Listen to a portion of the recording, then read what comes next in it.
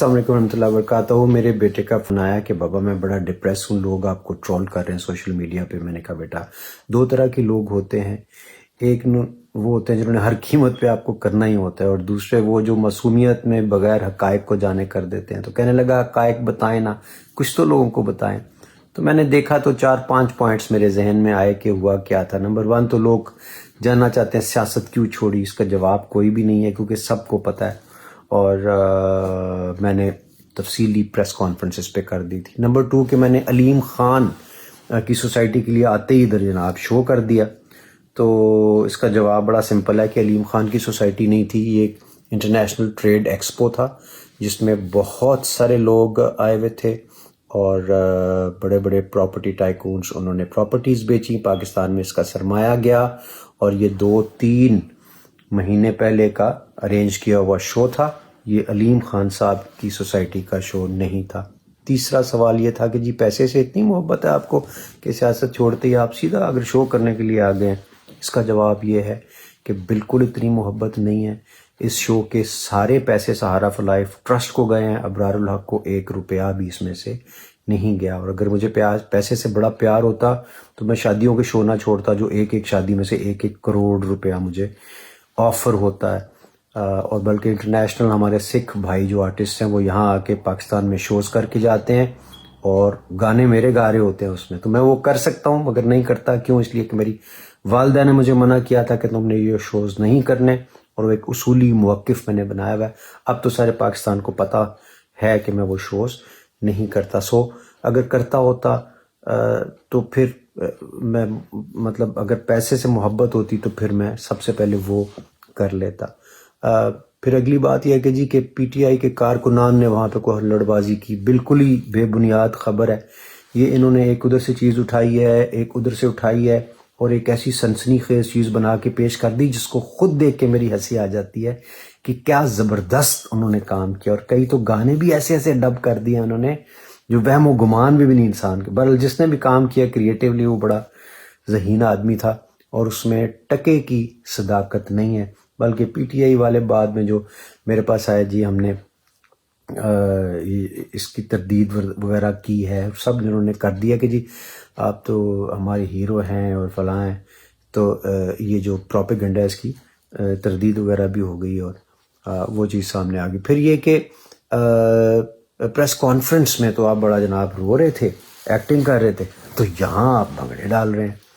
اس پہ مجھے ایک واقعہ یاد آیا کہ 4 فروری 96 میں میری مدر کا انتقال ہوا رمضان المبارک میں. عید پہ بہت سارے شوز تھے, لائن لگی ہوئی تھی.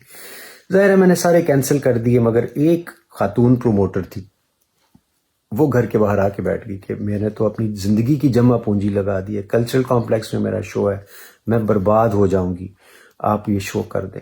میرے والد صاحب کے پیروں میں آ کے بیٹھ گئی. تو انہوں نے مجھ سے کہا چل کر دے سو, مر جائے گی, کہندی ہے پئی, روندی ہے پئی.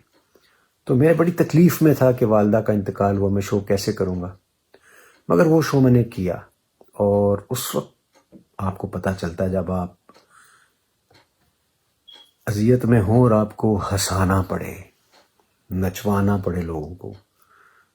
تو لوگ ناچ رہے تھے اس وقت, تو میرے گانے بھی بہت زیادہ وائبرنٹ اور بڑے سپر ہٹ تھے. تو میں نے وہ شو, مجھے یاد ہے یہ والا جو شو تھا نا, یہ بھی کوئی زیادہ مختلف نہیں تھا کہ جب آپ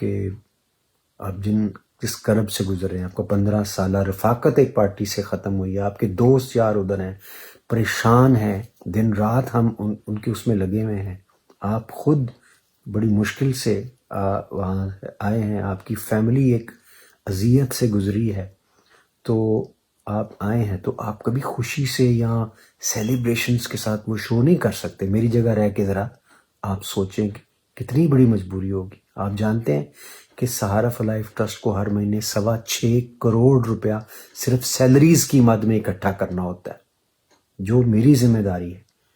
میں 2 یا 3 پروگرامز ہر مہینے لازمی کرتا ہوں کہ سیلریز ہم کم از کم وہاں سے پوری کریں.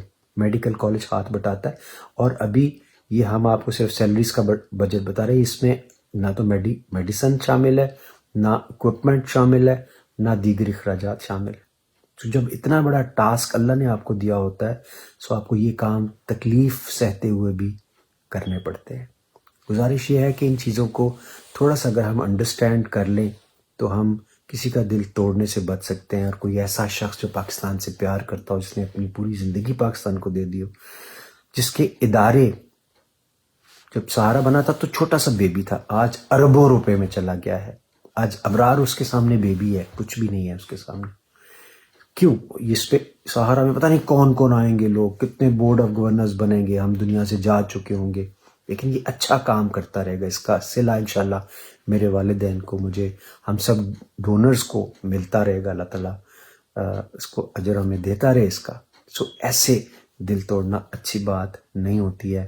اللہ تعالیٰ ہمیں، ہمارا ملک جس کیفیت میں، جس پرابلم میں ہے، دن رات ہم سب یہی سوچ رہے ہوتے ہیں. ہم سب، مجھے لگتا ہے ہم بہت محب وطن ہوتے ہیں، لیکن ہمیں اپنے دوستوں کا، اپنے محب وطن بہن بھائیوں کا، ان کے جذبات کا خیال اور احترام کرنا بھی چاہیے.